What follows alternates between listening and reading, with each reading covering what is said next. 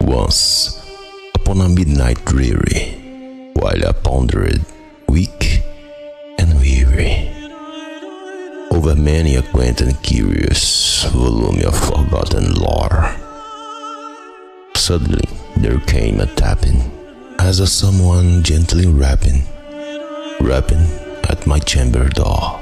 "'Tis some visitor," I muttered, tapping at my chamber door. Only this and nothing more.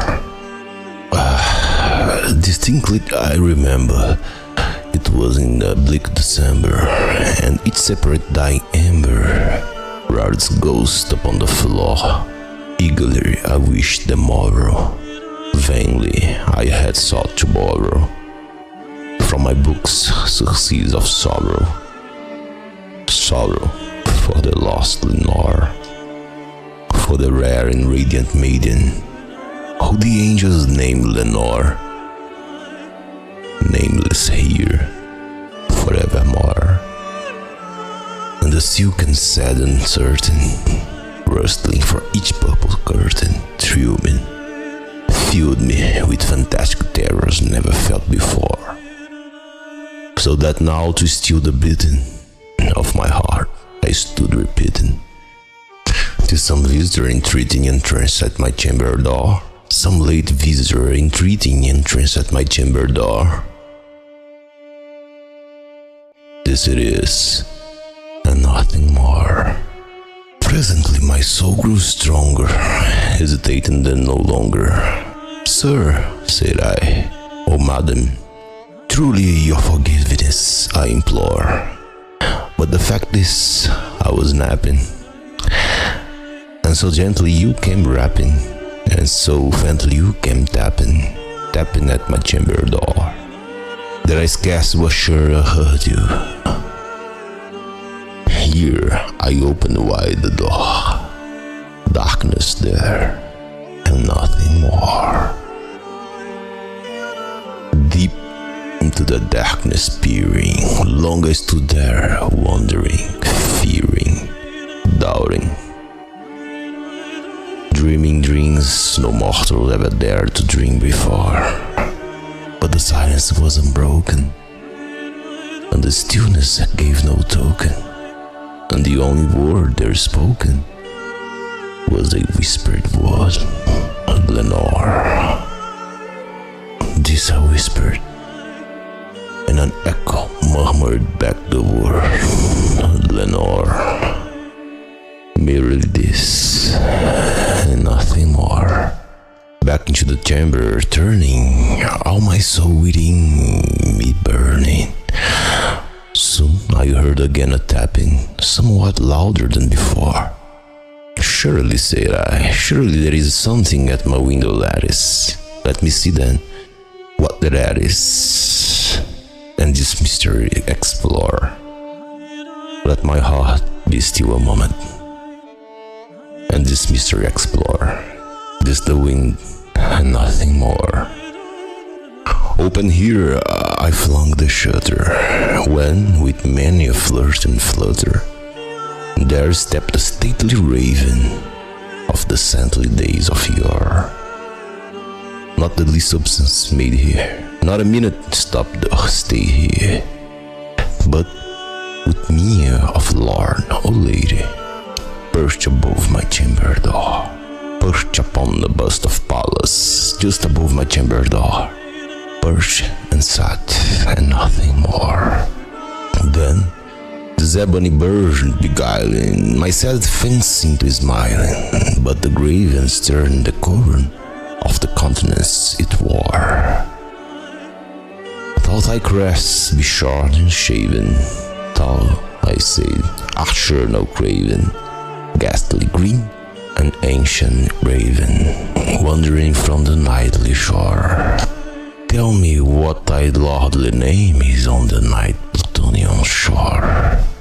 Quoth the raven, "Nevermore."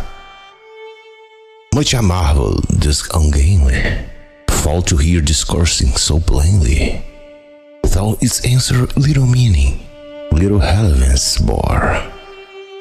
For we cannot help agree that no living human being ever yet was blessed with sin, but above his chamber door. Bird or beast upon the sculpture buzzed above his chamber door, with such a name as Nevermore.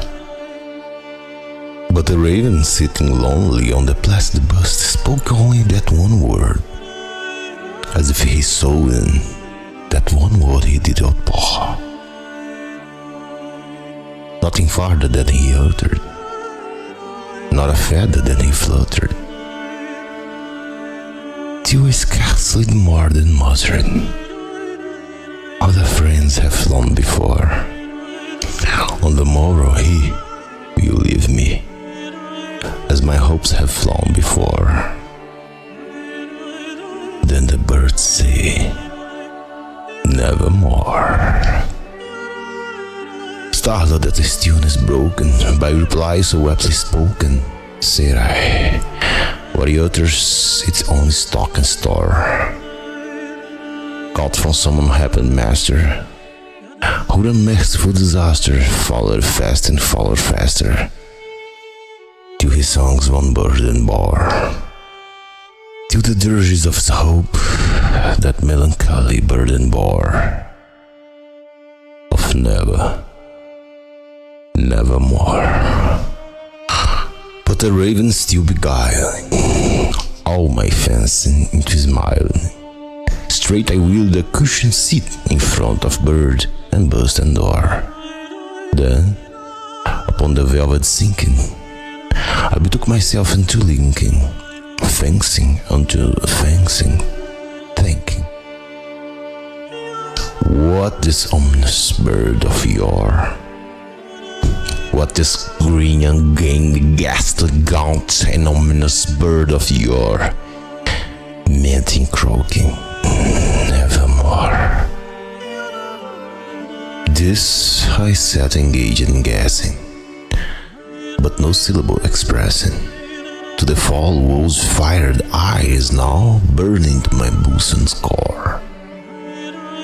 This and more I sat divining, with my head at ease reclining on the cushion's velvet lining, that the lamplight gloater, but whose velvet violet lining with lamplight gloater she shall press Nevermore. Then mythos there grew denser, perfumed from unceasing censer, sung by seraphim whose faint footfalls tinkled on the tufted floor. Wretch, I cried, thy God had lent thee, by these angels he had sent thee. Respite and nepent from thy memories of Lenore. Quaff this kind nepenthe, and forget this lost Lenore. Quoth the raven, Nevermore. Prophet, said I, think of evil, prophet stew, if bird the devil, whether 10% or whether tempest tossed thee here ashore, desolated yet all undaunted, on this desert land enchanted, on this home by horror haunted. Tell me truly, I implore, is there a ball in Gilead? Tell me, I implore.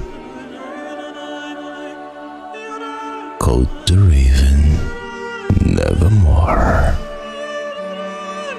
Prophet, said I, think of evil, prophet stew, if bird the devil, by that heaven that bends above us, by that God we both adore, tell this soul with sorrow laden, if he retain this distant Aden, it shall clasp of saint and maiden, who the angels named Lenore. Clasp a rare and radiant maiden, who the angels named Lenore. Quoth the raven, Nevermore. Be that word of sign of parting, bird of wind, I shrieked, upstarting. Get thee back into the tempest and the night's plutonium shore.